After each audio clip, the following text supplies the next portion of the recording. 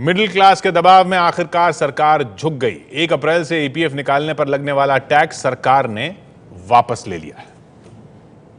In view of the representations received, the government would like to do a comprehensive review of this proposal, and therefore I withdraw the proposal in paragraph 138 and 139 of my budget speech.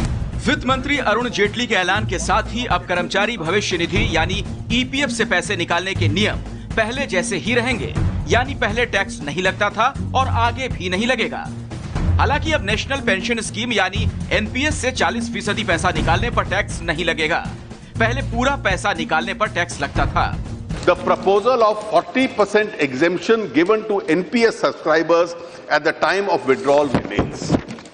वित्त मंत्री जेटली ने budget में 29 फरवरी को EPF पर tax लगाने का ऐलान किया था, जिसका कांग्रेस समेत पूरे विपक्ष ने विरोध किया था।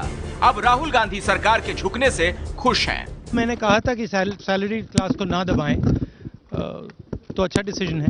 I felt salaried people, middle class people were being hurt by the government, and so I decided to put some pressure on the government, and I'm very happy that they've got some relief.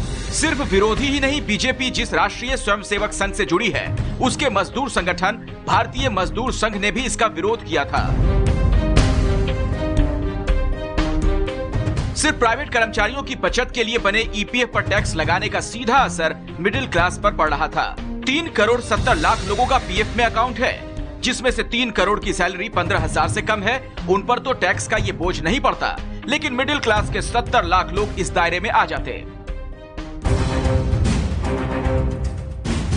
Budget में EPF tax ही एकमात्र कड़वी दवाई थी जिसे सरकार ने middle class पर डाला था।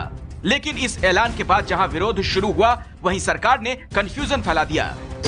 29 फरवरी को बजट में ईपीएफ के 60% पर टैक्स का ऐलान किया गया, लेकिन अगले ही दिन वित्त मंत्रालय ने सफाई दी थी कि टैक्स ईपीएफ के 60% पर नहीं बल्कि 60% पर मिले ब्याज पर लगाया जाएगा। फिर कुछ घंटों बाद ही वित्त राज्य मंत्री जयंत सिन्हा ने वित्त मंत्री जेटली की बात दोहरा दी कि 60% पर टैक्स वसूला जाएगा, जिसके बाद जेटली ने संसद में स्थिति साफ करने की बात कही थी।